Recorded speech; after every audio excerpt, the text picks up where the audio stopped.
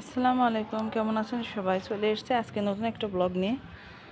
আজকে দেখাবো পুঁই শাকের কীভাবে যত্ন করতে হয়। আমার পুঁই শাকগুলো নষ্ট হয়ে গেছে, এবার পুঁই শাক ওঠে নাই। গতবার অনেক পুঁই শাক হয়েছিল, আর এবারের পুঁই শাকে আমার হচ্ছে যেমন ফোটা ফোটা দাগ হয়েছে।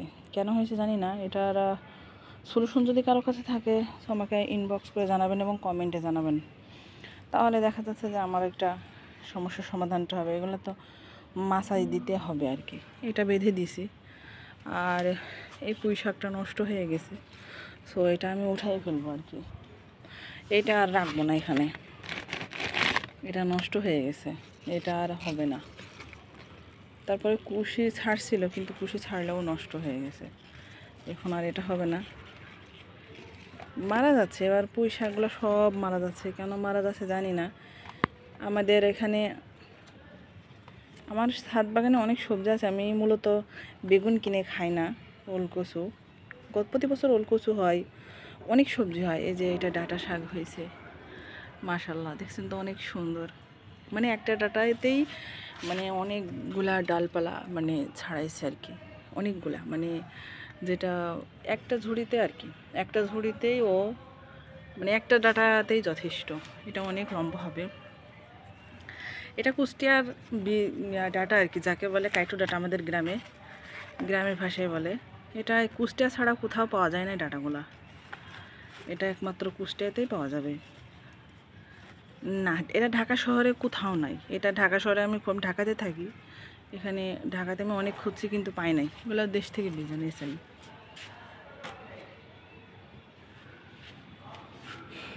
এই যে একটা পুঁই শাক, এটাও মাথায় উঠে গেছে মাশাল্লাহ, এটা অনেক বড় হয়ে গেছে।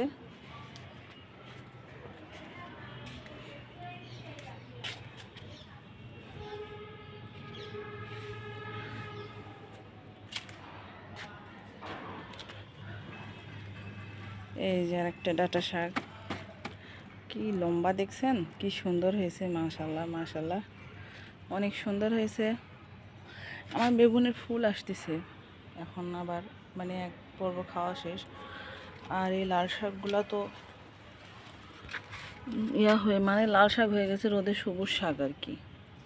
মানে খুবই বাজে অবস্থা হয়েছে। এখানে একটা মানে খাবার দিতে হবে, যখন আমি দিব এটা আপনাদের বলে দিব, এটা গোপন টিপস আর কি।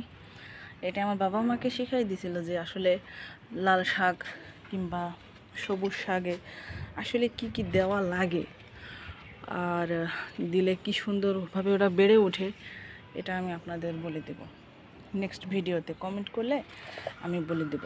আপনাদের কাছে কেমন লাগছে আমাকে জানাবেন। আর এটা মূলত মিষ্টি কুমড়োটা হচ্ছে বীজ থেকে না, আমি মিষ্টি কুমড়োটা হচ্ছে পচানি দিয়েছিলাম। মানে সবজি যে আমি যে রান্না করি না, সেই রান্নার যে মানে ইয়াগুলা থাকে, সবজি খোসা, এইসবগুলো আমি মানে দিছিলাম, তো সেখান থেকে আমার গাছ হয়েছে আর কি। এই যে এখানেও ডাঁটা শাক হয়েছে, কি সুন্দর। ওলকচু আবার এসে এখানে ওলকচুগুলো আবার হচ্ছে এখানে, এই ডাঁটা শাকগুলো খাওয়া হয়ে গেলে তখন ওলকচু বড় হয়ে যাবে। মাশাল্লাহ মাশাল্লাহ। আজকের মতো এই পর্যন্তই। সবাই ভালো থাকবেন, আর আমার চ্যানেলটি সাবস্ক্রাইব করে দিবেন। ইনশাল্লাহ আবার নেক্সট টাইম আবার ভালো কোনো ভিডিও নিয়ে আসবো। সাবস্ক্রাইব করে আমার পাশে থাকবেন। আল্লাহ হাফেজ।